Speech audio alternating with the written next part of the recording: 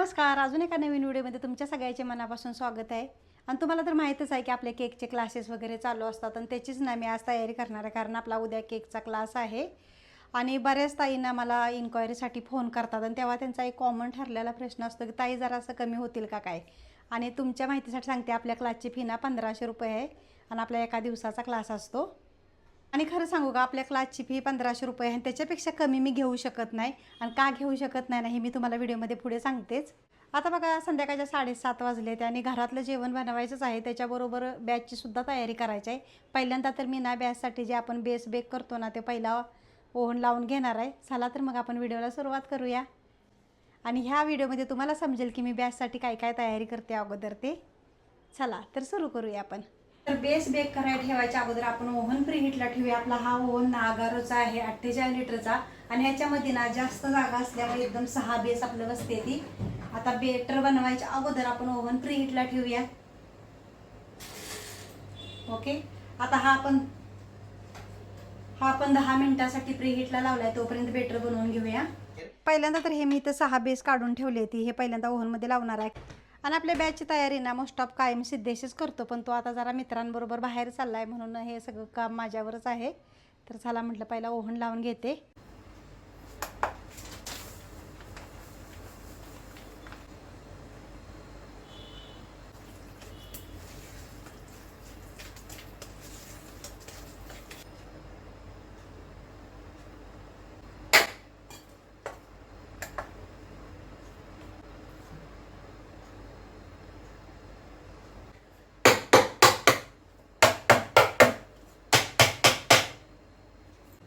आपला oven preheat झालेला आहे आणि बेटर सुद्धा बेसमध्ये घालून घेतलेला आहे. सर्व 6च्या 6 बेस मी आणून ठेवलेत. तर आता हे आपण ओव्हनमध्ये ठेवून घेऊया.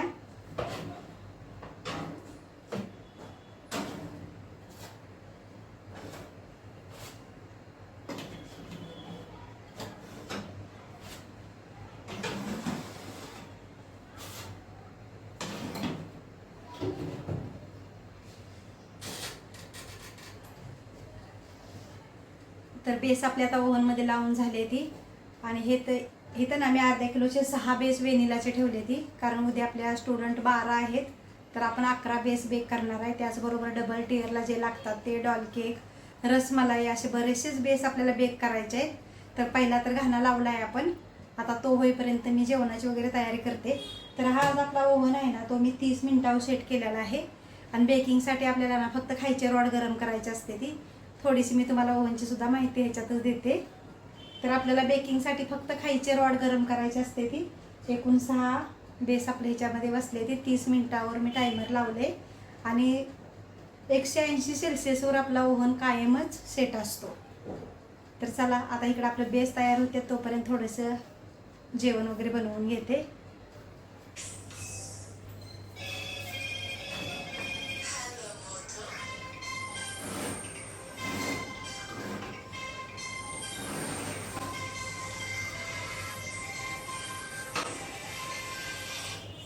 आता ना हे 4 टीन लावणार आहे मी ओव्हनमध्ये. हा आहे आपला रसमलाईचा 1 किलोचा.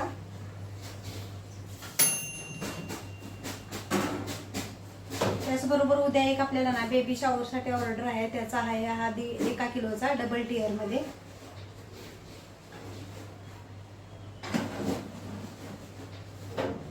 आणि हा आहे बेंटो.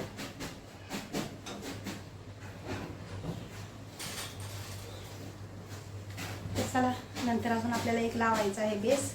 2दा ओव्हन ना मी लावून घेतला आणि जेवढे राहिलेले बेस होते ना, सिद्धेशला म्हटलं तू लावून घे, तोपर्यंत मी ना जेवण वगैरे बनवून घेते. जसा वेळ असेल ना तसे आम्ही दोघं माया लेकं ना सर्व कामं ऍडजस्ट करतो. आता ना जवळजवळ आपल्याला ना आदल्या दिवशी 4दा ओव्हन लावावा लागतो, कारण टोटल आपल्याला ना 17 ते 18 बेस बेक करायचं असते ती. आता तुम्ही म्हणाल की एवढे बेस कशासाठी बेक करायचे, तर आपण ना आपल्या बॅचमध्ये प्रत्येक स्टुडंटला एक केक बनवायला देतो.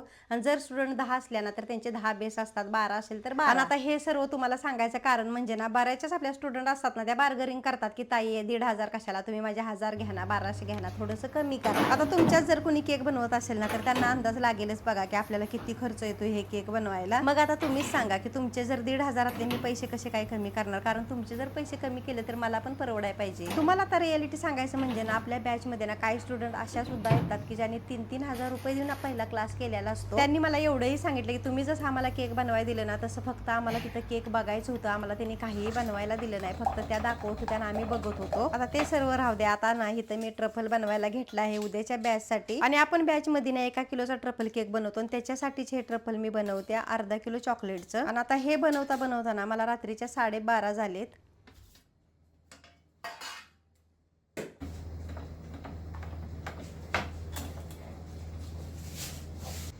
तर आता रात्रीचे 12 वाजायला आलेत, हे बघा. आणि आत्ताशी बेक करून झाले ते, तरीसुद्धा आपला डबल टिअरचा केक राहिलाच अजून बेक करायचा. आणि गणाश वगैरे बनवून झाले, म्हणजे एवढा वेळ लागतो बॅचची तयारी करायला. आता जर सगळीच तयारी करायची म्हटलं तर रात्रीचा 1 वाजेल, म्हणूनच आता कंटाळा आलाय. आता राहिलेलं बेस मी उद्या सकाळी लावणार आहे. तर हे बघा, हे ना बेस बेक करून ठेवले. ती प्रत्येक स्टुडंटला आपण एक केक बनवायला देतो, त्याच्यासाठी हे 6 दुनी 12 केक बनवले ती. त्याचबरोबर हा इथे रसमलाईचा मी झाकून ठेवला आहे, त्याच्या खाली बेंटो आहे. आणि डबल टिअर आणि डॉल अजून आपल्याला बेक करायचा आहे, तो आता उद्या सकाळी. बॅचमध्ये जो आपण ट्रफल केक करतो ना त्याच्यासाठी हे गणाश बनवून ठेवले, कारण हे आदल्या दिवशीच बनवून ठेवावं लागतं. त्याचबरोबर सिद्धेची ना उद्या सकाळी आपल्याला ऑर्डर द्यायची आहे. 1 किलोचा केक आहे डबल टिअरमध्ये, बेबी शॉवरची थीम आहे. आणि तो 7:30 वाजता द्यायचा आहे, म्हणून तो आत्ता सगळा कंप्लीट करून ठेवायचा आहे. तर त्याचं आता सिद्धेचं काम चालू आहे, अजून स्टिकर वगैरे त्याला कट करायचे आहेत.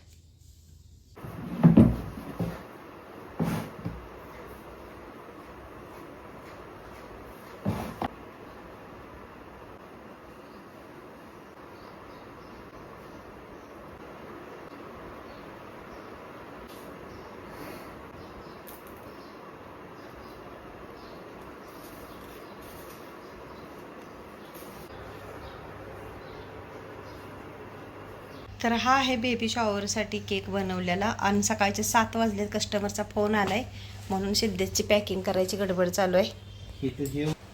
तू दिसत नाही, चालेल ना?